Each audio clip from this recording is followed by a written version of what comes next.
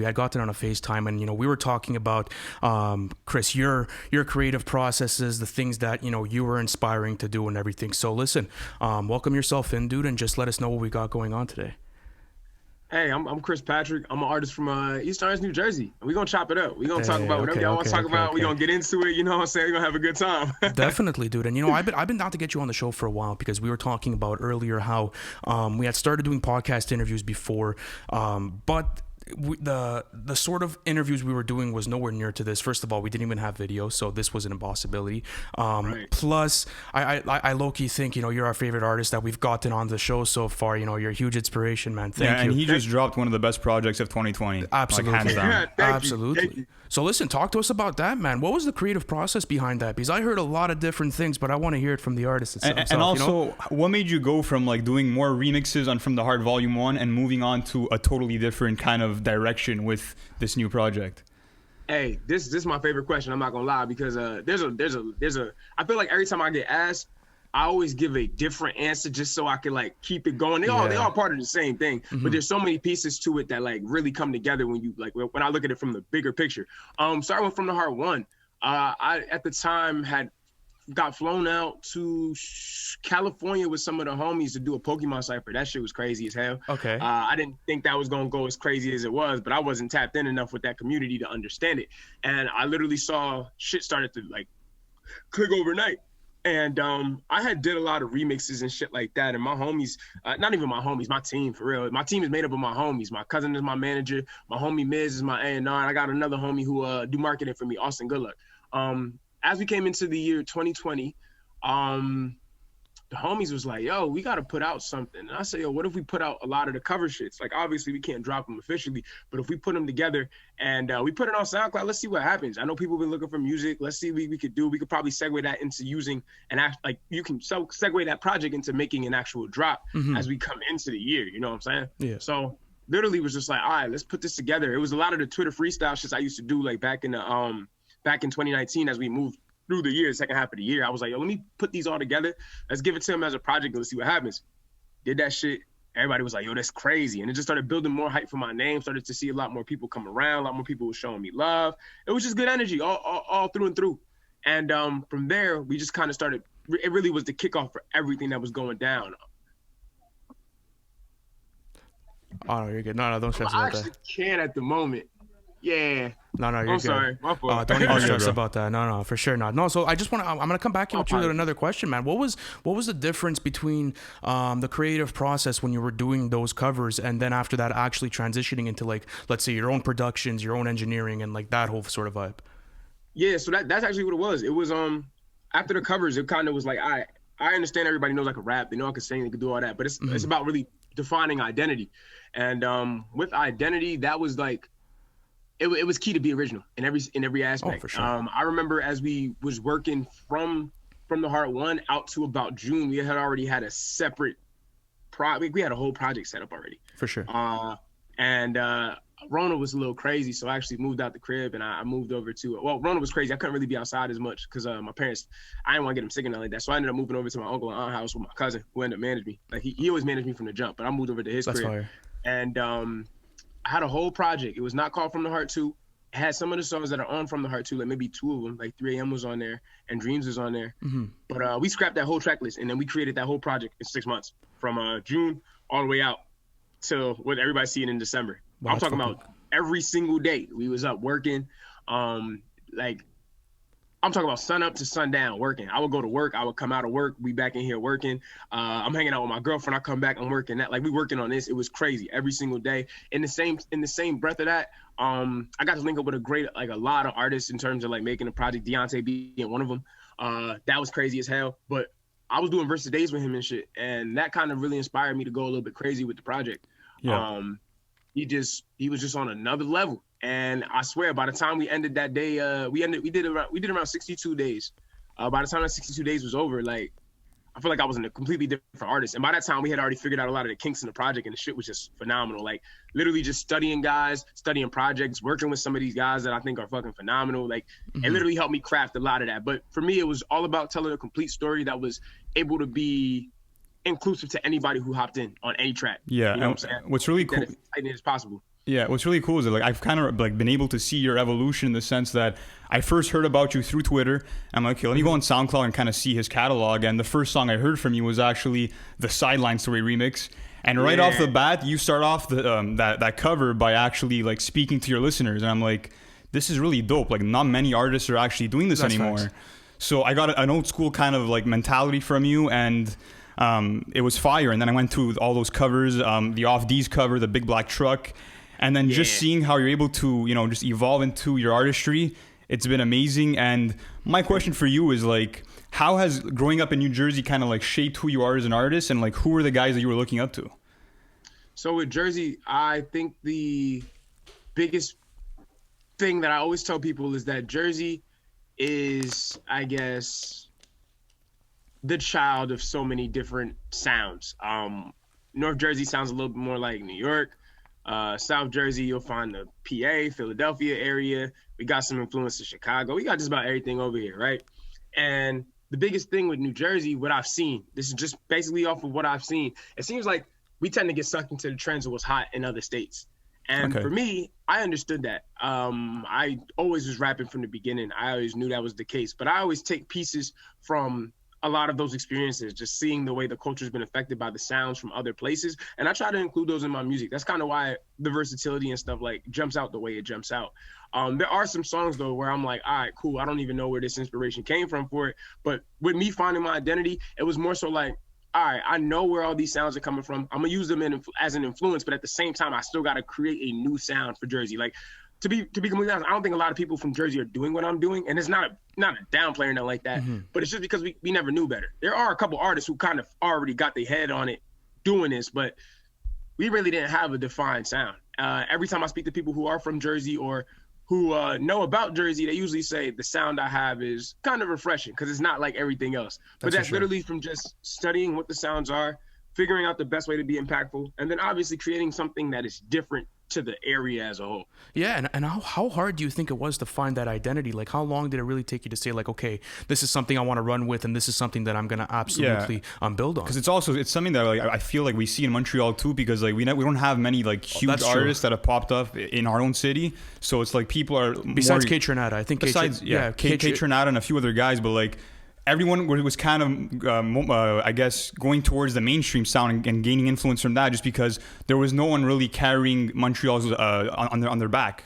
You know what I mean? On that side, for sure. And like, I feel as if like that's when you kind of gotta like sit down and understand like what's the landscape of your market, right? Because Absolutely. as you just said, Chris, like once you understand what the landscape of your market is, you could create whatever sound you want and then take it to other markets, and then after that replicate that on a business level. And like that's what I feel as if is going really well for you, is that you don't necessarily have a sound that sticks to any market. But if I have to say there's a sound that sticks to, like, let's say any label, it is Dreamville. You know what I'm trying to say? Like no doubt. It's just that diversity that he was just talking about. But I think that's something that like artists need to do coming into this 2020 decade, is because if you look at an artist just like Jid, for example, he's able to work with artists like Mariba. He just got a feature on Dua Lipa's album because he has that versatility. And that's something that I see in your music too, because not only, you know, can you go on these melodic R&B songs, but you can also go on these more socially conscious songs and really lyrical stuff. So I think that the fact that you're as versatile as you are, that's really going to help. It's a good indication. Yeah. It's a great indication, 100%. man. And is it something that like, is it something that you want to carry in more and more and more, and that you're really trying to focus on as you keep growing? Yeah, no, absolutely. I already knew. So like, I know you guys were asking before, like how long it took. I'm not gonna lie, it took very long, because at first it was just straight rapping. I was just rapping. I attribute the versatility to Cole. I always liked Cole, and this is how I found my identity. I was thinking to myself, all right, who do I like a lot? J. Cole, that's one of my favorite artists ever. What do I wish J. Cole could have did more of?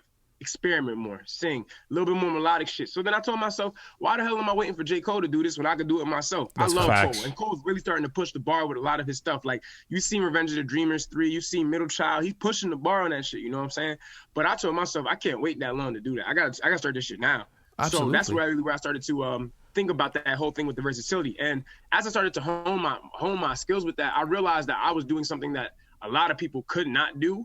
And I knew, like you said, to understanding the market, it was something that nobody else was doing, that I knew I could slide into easy and start building something from there. Like, just even the topics I'll be talking about and shit, like, I don't even think people be all around the board like that. But once again, I just like to be able to do a lot versus doing a little. Because like you said with Jid, it gives him the ability to be everywhere and anywhere because of his openness to doing new things. No, that's for sure. And I love that mentality of, leaving room for that diversity throughout the creative process. Because if you don't leave that room and that energy in order to really tap into, what's going on in your sound and understanding, how maybe you could do a project a bit more refined and, leave a bit of creative room for this track and, how am I doing the placement of this track list and, just making it sound like one coherent project, it's so simple that it's fucking complicated, man. Like I don't I trip the fuck out when I listen to any project at all. And, I'm going through it and I'm like, whoa, okay. This person created a piece of art that is not only speaking to me, but millions of different people. Just that fact alone is so hard to fucking achieve. Yeah, it really is. And what's impressive about your rollout is that you've popped off during COVID. And I feel like a lot of artists, I've heard them in interviews and stuff like that, saying how it's super hard to get really inspiration to make music just because no one's really outside, no one's experiencing things. So what made you kind of take the negative and turn it into a positive and really strive to build? It was actually a conversation I had with my pops. We were talking a little bit, and he was saying, you can't really be outside no more because of this COVID stuff. We might as well wait till February of 2021 to get back to it. And that for me sparked the realization. I couldn't, at the time we were 8 months out. It's I can't wait 8 months to just get out here and do this music shit. I can't If you want something, go grab it. Exactly. If you want something, you got to go grab it. I look at it like this: just because I'm waiting around for 8 months doesn't mean everybody else is waiting for me. I have to do it. I remember literally taking because I was working at Best Buy at the time, and because of the initial response to everything COVID related, a lot of stuff shut down. I remember taking a lot of the money that I still had left, and I invested it in a camera, and I just started filming a lot of shit at my house. Until I could link up with my cameraman again. Literally, me and him got the same. Well, he got the 6K version, I got the 4K version. But I remember investing in the camera because I literally couldn't afford to just wait. I remember I had a couple videos going, and one of my homies, he a YouTuber, he hit me and was like, "Yo, videos are good, but I feel like the quality should be better." The minute he told me that, dropped fucking $2,300 to go get some camera and a lens and all this shit. And I'm just yo, that to me was everything. I had literally one option: either I chase it now, or I just go back to Best Buy and keep it pushing when this shit is all said and done. And I wasn't about to go back to no damn Best Buy. I mean, I ended up going back in the midst of everything because obviously shit started cooling out a little bit in the summer, so I was back there. But literally, I just told the guys, we can't afford to wait. And no, for sure not. I think attacking in Corona, in the midst of the Corona thing going on, attacking during this time was the perfect entry point for artists, hands down. Absolutely. Because no one was fucking dropping. Yeah, no one's dropping. Everybody's nervous because nobody knows what's going on. Nobody wants to be outside. It was the perfect time to attack. And I saw that. Listen, bro, we saw that instantly. Even dropping in December, the day that we dropped, we literally saw nobody was dropping all the way through and through. We literally saw that whole thing and said, we're going to take advantage of this. It's actually genius. Yeah, bro, literally. That's how we looked at it. And the problem is now that we're in 2021, people are going to be able to blow up, but it's going to be a little bit harder because everybody's antsy. Everybody's been wanting to drop music. Everybody's been holding their shit off. And now everybody's going to be flooding the market. I've already seen the homies go crazy. I seen Kenny Mason drop. I know Beyonce's already wilding out. Justin Bieber's dropping an album. The whole industry is. Anderson .Paak is dropping something with Bruno Mars too, man. It's fucking heating up. Everybody's heating up. So it's at this point, not that it's not a good year for artists to pop, but you really got to be on your shit to be seen now because I don't think we haven't had a time in music like this in a long last time. No, it's been a drought, because man. Everybody's tripping. We're gonna get a Drake project this year. We're getting a Kendrick project this year. We're getting a Jid project this year. We're getting a Cole project this year. The list goes on. You know what I'm saying? For sure. So if you're gonna cut through, you got to make sure that shit is hitting because it will indeed fall into. Do you feel as if it was a situation? Yeah. Do you feel as if it was a situation with you where you understood to a certain extent that the energy was so low that if you matched that low energy with high energy, that your shit would have just taken off regardless of the outcome that would have happened? Yes, 100%.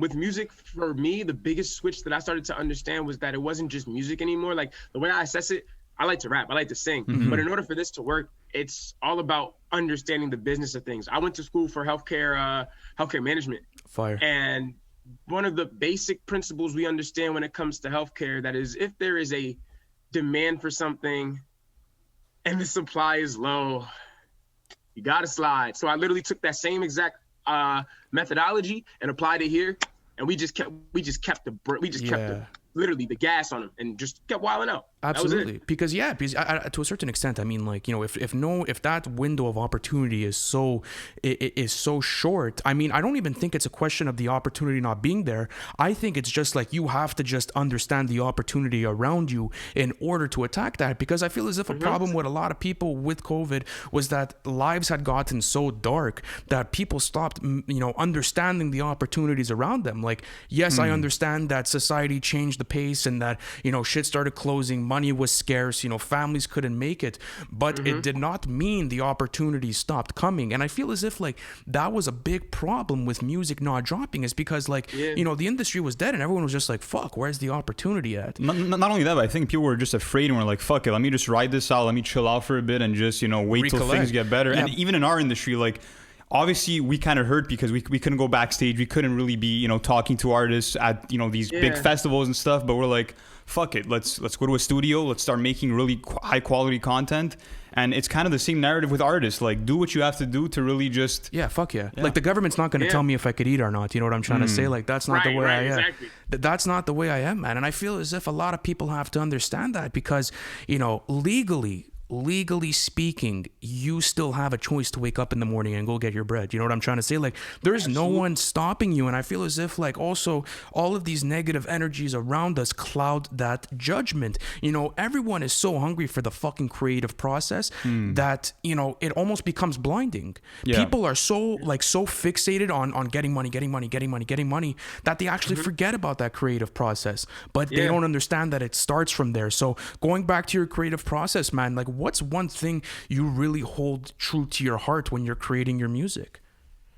My whole thing is I want to be able to paint the pictures effectively. When it comes to projects specifically, my goal is always to make sure the picture is painted. In order to make that picture be painted to the highest level, I got to be open-minded in terms of how I even write out flows, how I think of things, how I think of sounds. It's all about bringing shit to life.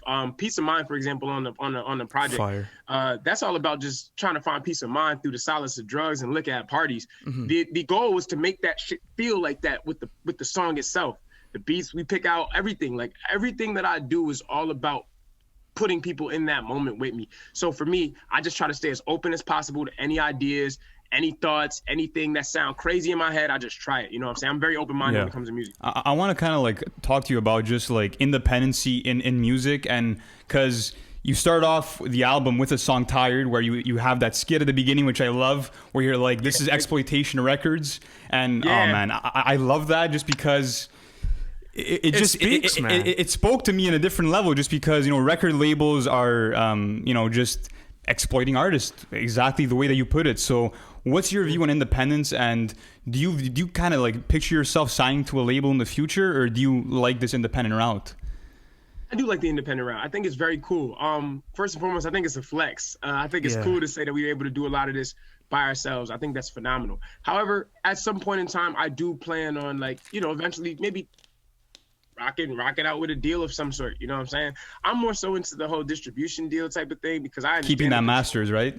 Yeah, man, keeping that masters, just keeping creative control, keeping the masters. Like, people don't realize how important that is. Like, your equity in the midst of this is ultimately going to be important. And if you're trading that away just to, there gotta be a good set of terms that are obviously, established, landed upon, so that way things can go. But yeah, I definitely could see myself messing around with it later. But it's, I just want to make sure I have the resources to create. If we got the resources to create independently, I'll be doing it independently. And if the resources come to me via, working with a bigger group of people and the terms are fair, I'll be there too. You know what I'm saying? I just want to make sure that the music ultimately is still hitting and continuously elevating with every new project, every new drop. Also, I feel as if more than ever, artists have the resources to distribute their music on a different level. Like, you know, we had gone to digital marketing schools, and we're digital marketers ourselves, and people have to understand how to do their rollouts in a way where it's not only efficient for their numbers, but it's also time efficient. Technology has gotten so fucking advanced that, you know, not only are we able to push our own agenda at a constant rate, but we can now take it to a whole different level, and we don't even know about it. I mean, if people understood the types of tools that they're out there to push their music, or, you know, maybe even push their art, whatever it is you do, everyone would be doing it. I feel as if more than ever now, it's a question of, are people getting the right education on these things? And right. I don't know anymore, because yes, I feel as if we're in a new age where a lot more artists are going independent, where people are doing this and that, but, you know, you still hear about the horror stories, and you still hear about how people like literally got this close to achieving the craziest independency, and they had their whole fucking castle built up, and boom, one signature fucked everything up for the rest of their career. So is that a sort of anxiety that, you know, artists have, like, not in particular with you, but, you know, just working with other artists? Like, is that something that you guys talk about? Is like trying to keep the power in your hands? Yes. It's definitely something that I've spoken to a lot about, like a lot with a lot of my homies who do make music. But I've also seen both sides of it. Like, you know, I think with anything that you sign, you have to understand the terms to the highest effect. That's right. I'm very big on doing my due diligence. I don't play around when it comes to that. I always make sure we shifting through everything. We looking at everything. We trying to understand every term. Something don't look right to me, I'm making sure I'm on it. You know what I'm saying? I don't play around. Like, I just make sure reading everything. It don't even gotta be deal related. If I gotta sign my name on anything, I'm making sure I read the shit out of it, because it's like, you don't know what you're signing until you really do your research. That's big. And when you lose the ability to have your ownership and shit, it's terrible. It's terrible. It's terrible. It's a terrible feeling, I would imagine. And, you know, not to be able to hold what you created as your own and to just be a product of somebody else's will. It's a wild feeling. Absolutely. You know? And even at that, the creative process gets ruined, because, you know, at that point, then, you know, you're creating on other people's terms, which is not necessarily the best thing. Because think about it, you know, you guys are artists, we're creators, you know, we all do content here. And I couldn't imagine a world where I would have to make a certain type of content, or, you know, form a certain type of opinion based on a marketing dollar. Like, people have to understand about, you know, how they're eating, because, you know, people think, okay, it has to be with placements, advertisements, sponsorships, this and that. You don't even have to touch any of that anymore to make money. And a lot of people feel like, you know, they can't get to a certain level unless they have the backing, you know, of these big businesses and stuff. And that's a big problem. Yeah. And what I really love about your music, and which really came clear to me on From The Heart Vol.2, is the fact of how inspirational it is, how relatable it is. And I feel like that's why, you know, so many people have connected to your music. And if you take a song like Dreams, for example, by the way, timeless. I've been replaying that song time and time again. Can't get enough of it. But something that's really interesting that you speak about on that song is kind of manifestation, in the sense that, you know, you're talking about, like, I'm not on a billboard yet, but I'm going to get there. So what role does manifestation kind of play in your life and your creative process as an artist? Yo, manifestation is the cheat code to everything I do. That's facts. I'm not even gonna hold you. I could tell you right now, every single moment that has occurred to me or happened, I think I've spoke on it way before. 2 days before I hit up Deontay, 2 days before I even got a chance to talk to Deontay, I remember we was talking about we need a feature on the project back before it was From The Heart Vol.2. I was like, yo, who should we do it with? NPR article. I had an NPR article written on me. Kenny Mason and Deontay was in it. I said, yo, let's hit up Kenny Mason and Deontay. Ended up hitting Kenny. He didn't get back to me at the time. And then Deontay, he also didn't get back to me. But 2 days later, Deontay tweets, who should I be working with? Everybody flooded it with Chris Patrick. Next thing I know, me and Deontay chatting it up, and we got that Deontay feature coming crazy. I mean, it didn't start off that way intentionally. We literally just started doing. I sent him some records, but you know, they was all right. That's just destiny, typical man. Shit. What happened? That's just destiny, man. That's on some astro shit, man. That's crazy. It is. You got to speak it out. And the crazy part is, I sent him some records before. They was cool, but then typical shit came from us doing the Versa Day shits for 62 days. It was like maybe day 2 or day 3 that we did that. And he was like, yo, let me send you a verse of this. And it wasn't until weeks later that I was like, yo, do you mind if I put this on my project? Is that cool with you? And we kept it pushing from there. Wait, so you guys were sending verses back for 62 days straight? Wow. 62 days, yeah. 62 days straight, yeah. And and that must have really, That's a crazy workflow, man. That's fucking dedication. That's crazy. And I'm talking about, yeah. it was some days it was one verse, some days we were sending like 2-3 verses. If we missed days, we was catching up on days we missed. 62 days straight craziness, just straight craziness. And I mean, like, you know, that whole part of the creative process is so important to the manifestation part, because people don't understand that manifestation never really ends. It's just, I feel as if manifestation at the end of the day is just how you view your life. And then after that, you know, planting these seeds of growth into your natural routine in order to, you know, one, make your environment much better around you. And then two, not only that, but capitalizing on the opportunities that come from that environment. So that's what you did, man. Like, that's fucking crazy, because you were able to, one, get in contact with him. Two, it didn't necessarily go down as planned with it, but like, okay, you got a bit patient, and then after that, you saw the opportunity on social media with it what was organic. there. The fans wanted Exactly. it, which is beautiful. And that's what's fucking nuts, man, is that you can't force that shit. I guarantee it, man. If you would have went to him and you would have tried to force that shit, nothing would have went down between Also, you guys. I'm sure you've been asked this like 1,000 times, but you do mention it in dreams. So like, what was that whole story with the tour bus talk with Jid? How did that go down? Yeah. So again, another one of the manifestation moments. I'm not gonna hold you. What happened with that? So I had met Jid back in 2017. I went to Made in America, and at the time I had a little project out at the time. I went to Made in America. My homies was talking about Jid before, and I was like, okay, I don't really know who Jid is, but he signed to Dreamville, and I was just like, hey, let me take the time to really check this out. Let's tap in. From there, we went to Made in America. I was in the front, and I remember literally running and meeting bro, and was like, yo, I'm gonna be where you at someday. 2 months later, he had a show at the Foundry in Philadelphia. I went to Rider University in Jersey. It's like about 30 minutes away from where he was performing at. We went there, backstage. We had the backstage shits with the VIP, whatever. And I remember handing him my project and was like, yo, bro, I pray you listen to this, da-da-da-da-da, whatever, right? Mind you, he didn't remember me from Made in America, and I was just like, okay, whatever, my heart was broken. That's true. Okay. Anyway, I told myself I'm going to keep grinding, because I asked him, I was like, what is the most important thing that an artist can do to get on in this game? He said, you got to just work your ass off. So I said, all right, cool, I got you. Next time I see you, it's gonna be a movie. Next time I linked him, I was on a tour bus with bro. My homie Third was actually him, and he used to go back and forth with Jid about how Jid sounded like this, that, and the third. Anyway, they ended up kicking it off. Jid invited us to a show. We slid out there, and we started chopping it up on the tour bus, just talking. And I asked him if he remembered me. He remembered me from before. Yeah. He did. Whatever. I ain't mad at it. You know what I'm saying? Yeah. But I was talking to him and stuff. I told him, I didn't even talk about music, like my music. I just was asking him questions because, you know, obviously he told me work my ass off. Since that moment, I was working. I kept my head down for 2 years straight. 2019, I ended up meeting bro again, and we talking. So I'm over here chatting it up with bro. We doing what it do. And at the end, as I'm leaving, I said, yo, like, I make music. Like, I'm sure you already figured that out. Yeah. My man's told you. But, like, I make music. Do you mind if I show you this verse I did to Off These? I showed it to him, and he said, yo, this shit crazy. Tag me in this when you leave. Tagged him when I left. Bro ended up following me. And, you know, I talked to bro here and there and stuff like that. But one of the most humbling moments for me as of recent, mind you, that was in 2019. We now in 2021.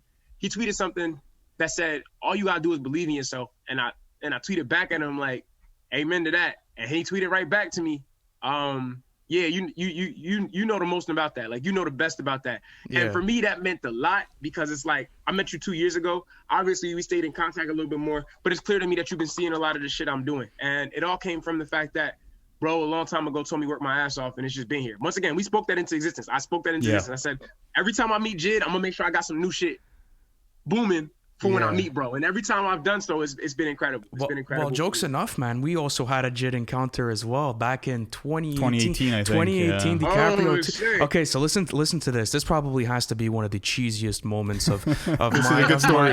This is a really funny story, of man. my whole podcasting career. But well, fuck it, we're gonna put it out. We had just started the podcast, right? And like you know, we were just hungry for interviews, dude. Like it was just sort of a thing. Like whatever. We actually started off in my basement, like really cheap microphones, $100 mics, man. Just two guys and a laptop. It was nothing. Absolutely nothing. And you know, we end up going to this concert, and we have the meet and greet passes, and like, you know, we're just fanboys. Like we were bumping DiCaprio too, and this shit was crazy. So, you know, we're waiting in line, and I'm like, fuck, do I do it? Do I pass him my business card? Do I give him the business card to the podcast? What do I do? So like, I'm all nervous. I'm tensed up and shit. And I'm like, fuck, don't fuck this up. Like, and I was genuinely like, yo, I'm going to get this interview like tonight. Like I was like, yo, I'm going to fucking do this. But I had no idea like how this shit actually worked, you know? So I go up to him, I dab him up, and I say, shooters shoot. and I hand him my card with 2 fingers like this, like the most cringiest fucking, like, I promise you, dude. Like, yeah, look, Nick's laughing right there. Yeah, that was so funny. But, you know, he showed me love, and like he was like, I respect. And then after that, you know, he put on a great performance. But I feel as if that moment for me meant so much because, you know, you come close to it and you're like, okay, this is not the last time. You know what I'm trying to say? This just motivated me to say, like, yo, I'm gonna get Jid on my show one day, and I'm gonna chop up shit like we're doing right now.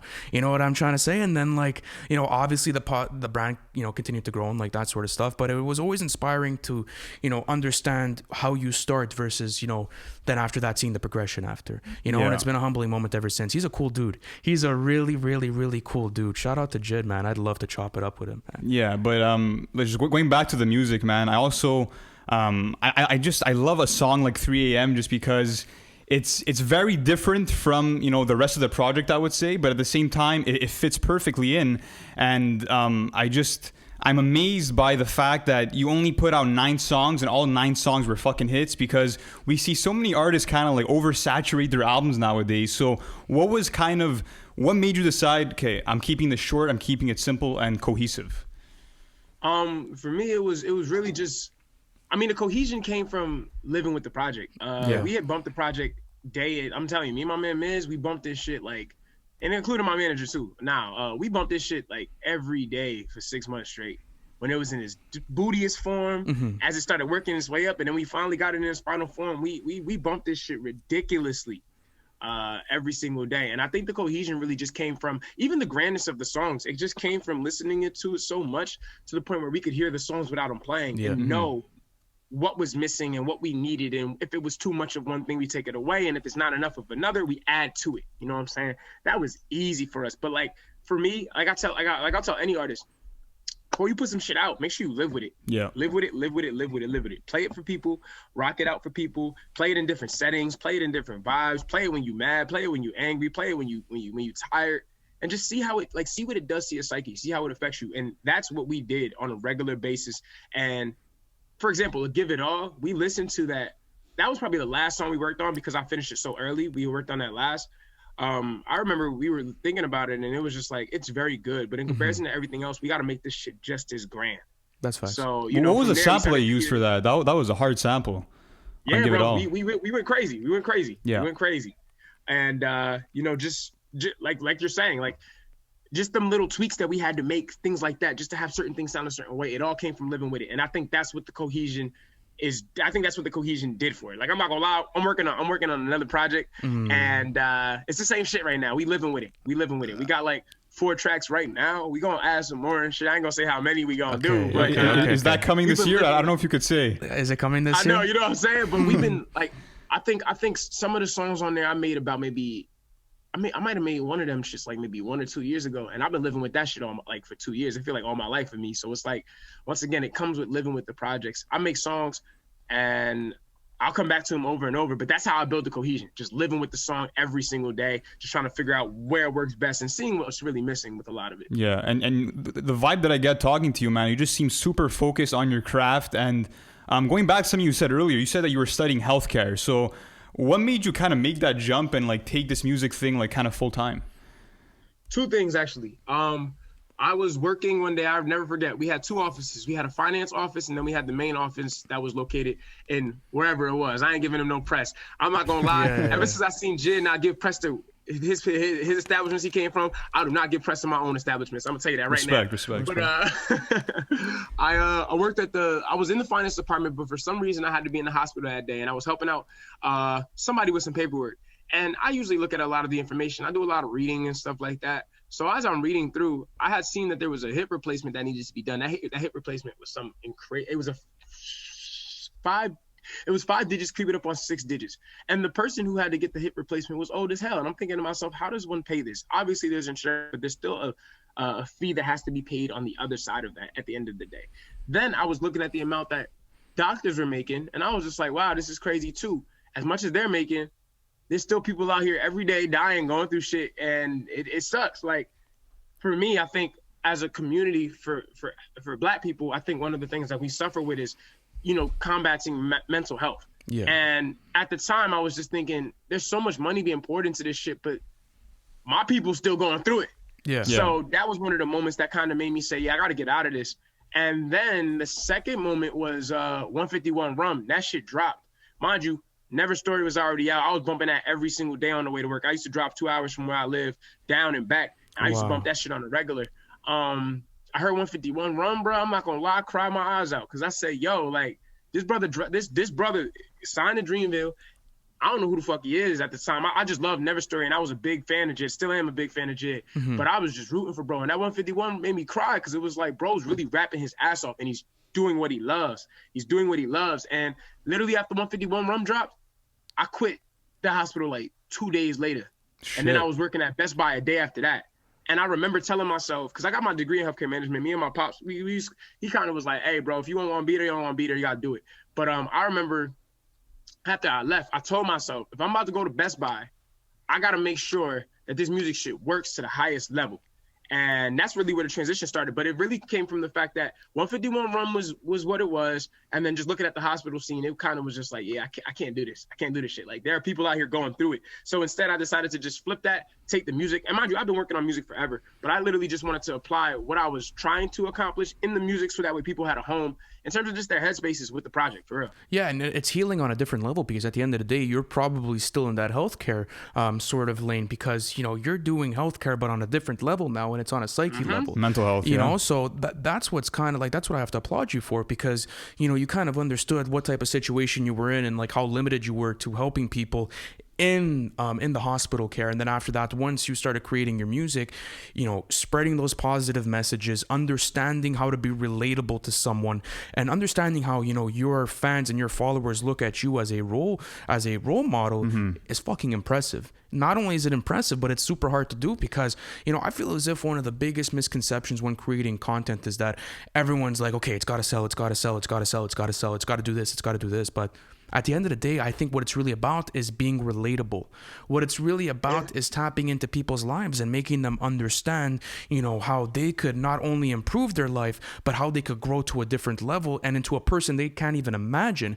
Because that whole manifestation process, in my opinion, is on a much deeper level. Because the thing is, you could only do a certain amount of manifestation, but you'll never really know where you'll be at in 4 months from now. You could only sort of like steer the boat in that direction, and whatever sort of throws at you, you know, you got to be able to take it. So, you know, understanding that, how do you like to plant manifestation in your messages, and how do you create your message on a more healing level? To be completely honest, when it comes to that, I build projects synonymous with my life. I think it's important to walk people through the narrative. One of the things that I've seen people like a lot about me is that you see artists blow up and shit, you see artists go crazy, but not everybody can see the process of what it is. Like, a lot of people who support me know I worked at Best Buy. A lot of people that support me know I ran track at like my college, Rider University. A lot of people know I was going through shit with all this stuff. And I think what makes the manifestation part so beautiful is that in the midst of me saying things, and in the midst of me tweeting out or talking about things I want in life, there's a crowd of people with me, rooting for me in the same regard. So when shit happens, it's like, wow, like, yo, we did that. And I always make it feel like a we, because it's not just me. It's me, my team, it's everybody who show love. Like, I'm not gonna lie, when everybody was talking about the whole 2K Swish shit, and it ended up in 2K, I think that was probably one of the most incredible moments for me, because it's like, everybody was with me on that. When Jid be showing me love, everybody be with me on that. You know what I'm saying? When they was talking about Christina Deontay feature, and we got a feature and we got a video, everybody was loving that. You know what I'm saying? So like, for me, I think the process of healing isn't even in the music anymore. I think it's more so people want to see what's next. I can't tell you how many people hit me up on a regular basis and say, yo, I want to pursue my dreams because of you. Yeah. Like, I don't even make music. I want to go build a fucking business now because of you. And it's just like, that to me means everything, because that's clearly showing me that it's working. Like y'all said, it ain't about the numbers. The impact is going to rise simply off the fact that it's touching people and the way that it's touching people. Yeah. And from there, you bring in more people. Next thing you know, we got a group of entrepreneurs who are fans. It's a funny way to look at this shit, but like, I don't want to be just an artist who people pay to go to shows and they feel like that's it. I want people to pay for shows, have a great experience, and then be like, yo, I want to go build a fucking castle tomorrow. Like, shit, let's do it, bro. Like, absolutely. That's the type of energy I want to put into the world. And Chris, I'll be honest with you, like your community building that I've witnessed, on your social medias and all that stuff. Impressive, man. It's amazing just because not only do the fans love the music, but they care about you as a person and they want to see you succeed, which is, that's so rewarding for you. And what's cool too is I recently saw that you're doing these merch drop-offs, which is a super, inventive and creative way to connect with your fans. So what was that process like? Once again, we always do impact. We always go impact. We obviously we're selling a lot of the hats too, but we wanted to go out and meet people, especially in Jersey. In terms of like, once again, I hate bringing up numbers and statistics. Jersey isn't the place that bumps me the most. I'm okay with that. I know how it goes. So a lot of times out everywhere else will bump you, and then you'll come back home and everybody will embrace you, which is fine. I'm not against that. Why wait for that? Why wait for that? Why wait for that? Why wait for that? Why not just start now? Let's start building now, so that way Jersey understands that we fuck with Jersey. I think a lot of people come from Jersey and they don't put Jersey on their back. There's a lot of artists who may have came up from Jersey and didn't give a fuck about Jersey. I care. My goal at the end of this decade is to put Jersey in a position that looks similar to where Atlanta is. And it all starts with somebody being the leader in the front for that. With the merch drops, that was it. I wanted to impact. I wanted to be impactful. I wanted to talk to people. I wanted to be able to rock with people. I ended up linking up with one of the homies, and I dropped off and I'm calling everybody homies. Yeah. I ain't know nobody prior. I ain't know a lot of them prior to this, but everybody to me is really, they all gang. They all homies to me. Yeah. And I linked up with one of the homies. He didn't even know he's going to pull up on him. He thought I was just asking for his address just to keep him in consideration. Had no idea we was pulling up. Okay. As we talking, he like, bro, could you sing this hook with me from one of your songs? I'm like, yo, this is crazy to me. It's a phenomenal thing, and I value just making people's days more than these numbers at the end of the day. If I could put out music and just do things and create events, like even our group, we got a group, CXR. It's the CXR. Got that tatted. It's Crossroads, and the reason why we kind of labeled it as Crossroads is because crossroads are the intersections of everything. Obviously, it's cars, but we kind of flipped it and made it be the intersection of culture, intersections of life, the intersection of experiences all coming together at once. And that's what we're trying to do with Jersey, just build all that. So that merch drop-off was the first attempt at that, trying to build that on a more human level versus through the social media shit. Because the social media shit is cool, but at the end of the day, if you're not connecting with people, it don't matter. So we decided to hit the streets, get to it, and just, chop it up with people. Cool thing that I saw from it, though, after we did it, there were other Jersey artists doing merch drop-offs, literally like a day or two later. And what that says to me is that y'all clearly are getting it too. Y'all are understanding what it is. This Twitter shit, this number shit, it's all to look good, but it's all about the impact. Yeah. Seeing other artists after we do it start doing it is phenomenal, because it shows that y'all get it just as much as we get it. The business model is approved. It shows people, it shows the validation and things. And not only that, but I mean, when you're doing stuff on that level, it's much deeper than the numbers, because there's a really good Kendrick quote that I like. Don't quote me on this, I can't get it off exactly, but it went along the lines of like, everyone's concentrated on the numbers, and that leaves more room for me to divide and conquer. So absolutely. And just that quote alone kind of makes you understand how the 99% work and how the 1% work. And the thing is that people often like to see the comfort in numbers and like to see, their social medias blowing up and, seeing all that kind of stuff. And yes, obviously, it does feed the human ego, but people have to understand what they're in this game for, because yes, obviously, like that's on some super, on some super sick shit, right? Like doing crazy numbers and, getting your name out there and doing that exposure game. But I feel as if a lot of people then hit a wall where it's kind of like it's empty. The thing is that numbers could be bought, but fans can't. Absolutely. You know what I mean? That connection with your fans can be bought. And we did something similar. We NFR done something similar where we were like, yo, how the fuck are we going to connect with our followers more, and like, the people that love us, like our brothers type stuff and our sisters. And we were like, okay, let's bring them into a Discord chat and let's get that going. And then, getting them there, we're like, okay, every Monday and Wednesday, we're going to take the time out of our days to get on a voice chat, and we're going to have just one big conversation. And then instead of doing like, all these crazy giveaways, we were just like, okay, let's implement it in here now. And then we started to do more stuff for them. So, I mean, once you're able to really tap into your community, there's nothing really holding you back, correct? Absolutely. Your community will champion you at the end of the day. I remember when there was 10 people saying I was the man.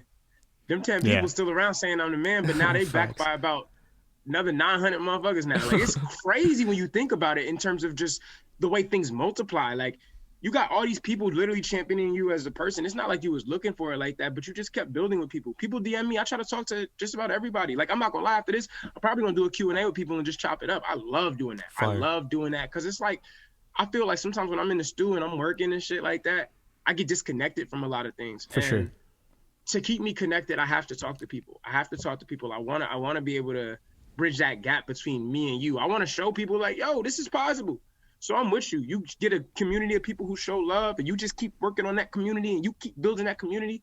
I promise you, by the time you look up in about a year, that community gonna be so crazy. You could literally enter doors off the opportunities given to you by the community showing you love. Yeah, it's crazy. And it's beautiful that you've inspired your own fans to go out and achieve their own goals and ambitions. And what would be like one piece of advice that you'd offer, let's say, an upcoming artist who has never put any music out, but really, is studying his craft and wants to really get started?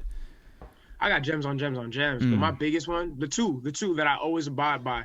The one that Jid said, obviously work your ass off. And then the one that I go by, value impact over numbers. If 10 people fuck with you, fuck with them 10 people who showing you love. Don't chase the 100 who don't care about you. Chase the 10 who show you love. Because like I said, that 10 will eventually multiply into 100, and that 100 will eventually be 100,000. You got to just keep building slowly. You know what I'm saying? That's it. And it's going to be multiplying, because then after that it becomes an exponential game, and then word gets around and you're dropping some hot shit, and like you don't even got to go to big blogs to advertise your stuff anymore. Just your fan base and community alone could bring that to a whole different level.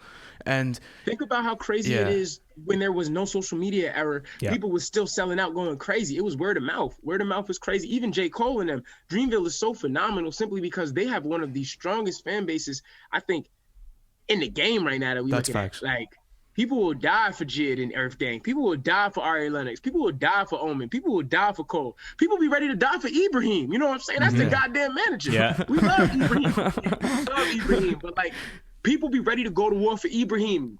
Like, let's be honest. It's all about building, that impact that you have, the things that you say to people, the way you say them.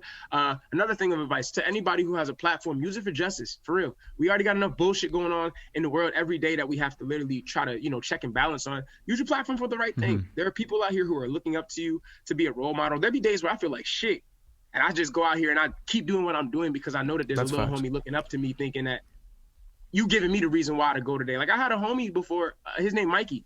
Shout out Mikey, that's my dog. Mikey was going through it. Mikey was going through a lot of shit, like maybe 3 months ago. And we ended up chopping it up. And I didn't think my interaction was going to do that much.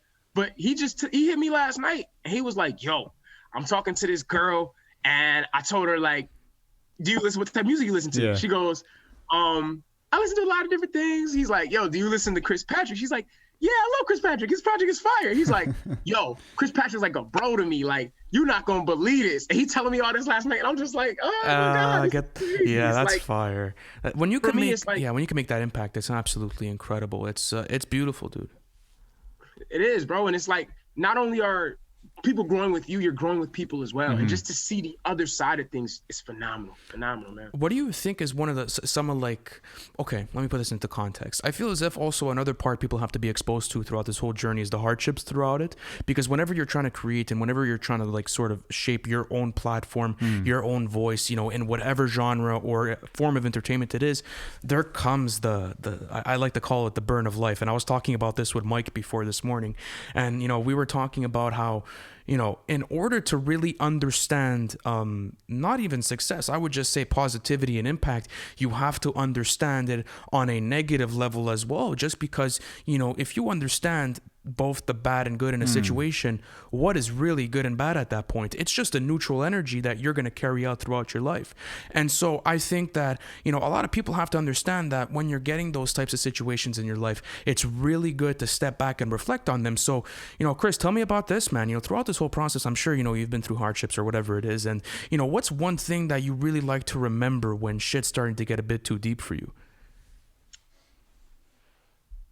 Craziest thing for me is I go back to this one day. I tweeted sometimes 063019. I think that day for me, I was on my last string. Like, I was in one of the darkest places I think I ever been in. And I remember I was out of the country with my girlfriend, and I was sitting on the balcony just thinking about life, and shit just was crazy. And I remember telling myself like, yo, this is gonna be my last attempt at music. I'm gonna put out one more thing and see what happens from this moment. And I ended up dropping internal, that Kendrick Lamar joint.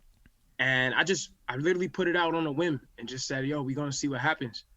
And like that shit changed my life, bro. Like I've never really talked about that, but that shit changed my life. And whenever shit gets hard for me, I go back to that moment, because that was the moment I wanted to quit on everything. Yeah. Like I wanted to quit on everything. And I literally said, let's see what happens with this internal shit. I got back from DR. My man's Tyler sent me the video. I put it out.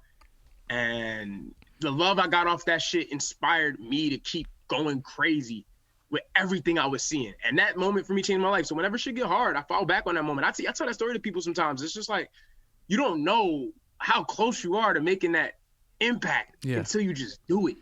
And sometimes you got to just trust your gut. I didn't know nothing at the time. I put that freestyle out, and from there, everything changed for me, bro. Like that sent everything upward, from getting invited to Pokemon ciphers to getting cosigns from like Westside Boogie, T-Pain, linking up with Jid again, meeting Deontay, just all the shit that's happening was all set on the moment that in my hardest time, I decided to say, let's keep going, for real. And let's see where it goes, man. Because at the end of the day, like, you know, when you build off of that bounce up, because I feel as if also that, you know, I'm saying I feel as if a lot, because I am like, this is crazy to me, because everyone has their own process. Yeah. And low key, it's very similar for a lot of people, because people are often clouded by different judgments or different types of anxieties, right? And it's really, really, really, really fucking hard to break through those in order to get to that rock bottom. But guess what happens when you hit that rock bottom, bro? There's a hard fucking bounce. Yeah, and then after that, you get to decide how hard you bounce back up, because it gives you clarity, right? Not only that, but it's like, it's the moment of truth sort of thing. The moment where you're like, whoa, okay, there's a whole different fucking universe outside of my little world, outside of my little fucking fingertip. My anxieties, all that bullshit, they low key mean fuck all. Like, it doesn't even have to do with anything. So, you know, is that also a process for you? Is like looking at all of the anxieties that come with creating, or, you know, doing the marketing, or like, you know, the next move? Is it really just looking at those anxieties and being like, yo, fuck you, like you don't have a place in my head type shit? Yeah, I got to a point. Yeah, I 100% agree. I think it's about looking at a lot of those things and just casting them aside. Like, sometimes I forget I'm fearful. Sometimes I forget I got anxiety. Sometimes I forget all that shit, because once again, after that moment that happened to me with the internal shit, and even after the whole million stream shit with From The Heart, like I don't feel much of fear. I don't feel much of pressure no more. It's like, we gonna keep the ball pushing, but I feel like by heeding to those feelings of uncertainty, that's when things get shaky. I trust my gut. I do enough evaluation, and me and my guys are like sports analysts with this music shit. Yeah. If we put some shit out, we have literally put it through the ringer 1,000 times to know that this gonna be the one. So, you know, at this rate, it's really about conquering all those little side demons, so that way you could really put out what you need to put out for the, you know, when the time is right. Yeah, it's amazing. And like you said, like the accomplishment of hitting, you know, 1 million streams off of From The Heart Vol.2, getting over 200,000 monthly listeners on Spotify, just huge moves. And what's coming in 2021, and like, how are you going to elevate and even push even harder this year? Yeah, he's speechless. Okay, I think that's our response right there. He's speechless. Man, 2021 about to get spooky as hell. About to get really crazy. Obviously we still pushing From The Heart. Yeah. Still doing what it do. You know what I'm saying? We got some cool shit lined up, from features with certain people that I think are gonna be phenomenal. Hey. I'm actually gonna link one of my I'm trying to link one of the broskies next month. We going out to Atlanta next month, fire. God willing. And supposed to be linking up with a couple people out there. That's gonna be fire. Awesome. I got some features on the way. Obviously there's a project. It's funny, y'all the first people I'm telling. I'm officially saying like, yo, there's definitely okay. Appreciate it. We got a Chris Patrick project. I'm not gonna hold you. I've been holding off on saying it, but like I'm pretty certain if all goes well, we gonna have another project this year, because I feel like From The Heart was good, but this next shit I'm about to drop, bruh, it's gonna go fucking crazy. It's gonna go crazy, man. Crazy. And you know what, man? I love your whole approach to this, because, you know, in the time that we've been talking throughout this whole episode, it was like, you know, you never mentioned anything of a safety net, you know, and I feel as if like you're really committed on that plan A, bro, because, you know, that's something that I live by in my life too, is that as soon as you have a plan A and a plan B, you know, that's when the plan fails. There's no fucking such thing as a plan B, because guess what happens when the plan A fails? The plan B becomes the plan A. And then after that, guess what? You just fucked up your whole manifestation process. And and that's what I understand out of you now, and that is why I am so fucking hyped for your music, dude. Listen, bro, it's been absolutely crazy chopping it up with you. Like, listen, this exceeded my expectations, because we were like, how are we gonna make a bang and come in with these, you know, with these sort of episodes? And we were like, fuck it, Chris is the man for the job. We love your music. And one more thing I want to ask you before we actually end off is, who are your top 5 active artists right now? Yeah, let's get top this 5 going. Let's get right this now. going. Oh, my favorite right now? Yeah, top 5. All right. Cool. Right now, my favorite people, and these, for me, I'm fans of the people I know a little bit more than people I don't know. I mean, if we talking active, I mean, there's obviously the big 3. Let's exclude Drake, Kendrick, and Cole, because I feel like that's a given. Everybody already knows that. But the ones I'll be checking in on regularly, watching. Jid, obviously. Yes, sir. Westside Boogie. Fire. Deontay. Yeah. Kenny Mason. Yes. And then my dog Redville. You know what I'm saying? Like, he's fire. I think I'm biased. I think I'm biased for real. But it's like, I know these guys to some extent. I watch their progress. It's beautiful watching them do their thing. Another guy I didn't even mention in this, Kenny Mason, by the way. Phenomenal project, Angelic Hood Rat, fucking crazy as hell. I fell in love with that project, and you know, just watching to see what he about to do next is fire. Seeing him about to drop is crazy. Westside Boogie with the freestyles is crazy. Everybody, I'm sure everybody heard Jizz Kiki. Shit crazy. Amazing. Fire. Redville, I know Redville cooking up some shit, and then Deontay, obviously, that motherfucker don't stop working. He work every day, 24/7. That motherfucker don't sleep. So he's going. You know, just watching them progress is something crazy to me. Like even Jid and Deontay getting their plaques, like. Whoa, that's crazy. Like, it inspires me to keep going crazy. Extra motivation. You know? Those are my guys. And those guys are all pushing boundaries. Like what Westside Boogie's doing right now with those freestyles, he's showing people that, okay, even if you're not putting out an album, like, speak to the people, put out something. And he's been consistent with them, and they've all been heat, man. Yeah, and I also love what Red Veil's doing, because, you know, he's such a young kid, and he's just absolutely breaking the barriers, like, right? Like, and he, I remember, like, when he was first starting to get promoted on Twitter by Shrek, like, the reception was fucking, like, it was automatic. Like, people absolutely gravitated to the sound. So listen, dude, you have a very talented top 5. You're talented yourself. By the way, guys, if you want to access Chris Patrick's catalog, all of his links are going to be in the description. You know, he has a new project out right now. It's absolutely phenomenal. From the Heart Vol.2, guys. Absolutely. Like I said, one of the best projects of 2020. And guys, listen, breathtaking. You guys could subscribe to this. We're trying to do this on the daily, and we're also connecting the world to hip hop. As I say every episode, tell your friends about this, because communication is key, guys. Enjoy the rest of your day, and thank you for coming. Thanks, Chris.